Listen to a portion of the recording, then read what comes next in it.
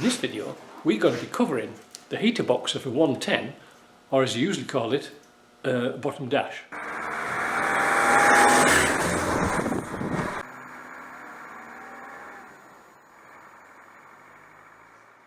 Is it Friday yet? Jameson's Day. I've got on here Jeff's bottom dash off his 110 he brought me down. He wants me to recover it. But it's a little bit trickier than we thought.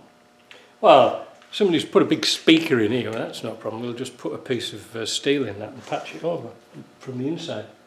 It's all sharp pointy bits. But one of the problems is we wanted a new cover, this piece, the vinyl. But behind the vinyl is the foam. Now, that stuck really well, but this has come off. So I've just called Jim and he's coming down in a minute.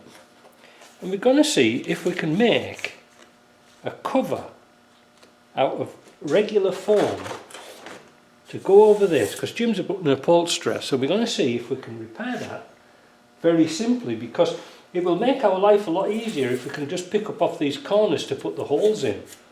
It really will, because these little bits here are a nightmare. This bit, totally unnecessary. All we have to do is work out where it goes and remove the foam and just stick it straight to bare metal. I think it's a scorcher. I've got to find some of these vents, but that's not a big deal. So that's just a little warm-up thing. Like I say, it's really bad.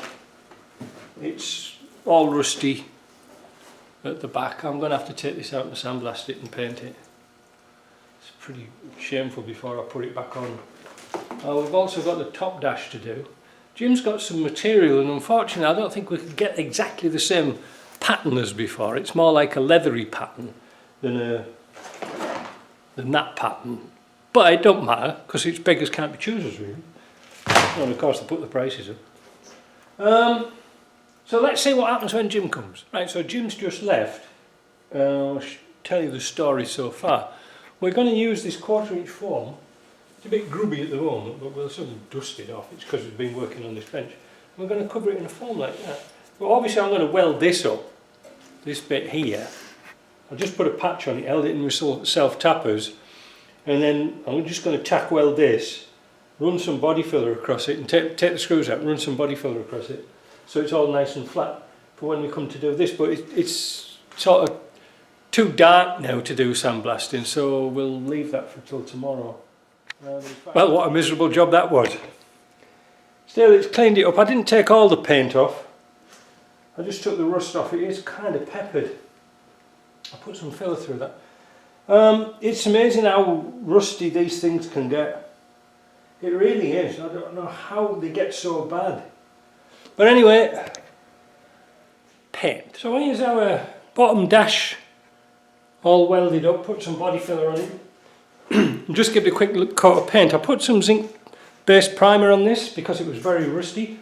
But again, it's going to get covered in a vinyl, so it doesn't really matter. And plus, when we put the sponge on here, the blue, any discrepancies will get evened out, so it's going to be really nice.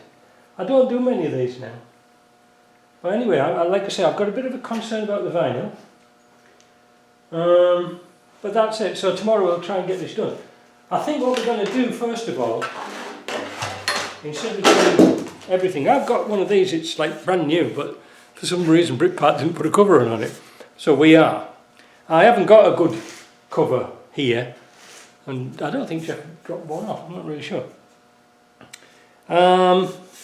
Because if that vinyl doesn't stretch this way and this way, it's not going to work. I've got a sneaking feeling it's not going to work. But I've got the dash bits here to sand down, and then that's going to go. Again, we're just going to put vinyl on vinyl there. We're not going to take all that lot off because it's a lot of work.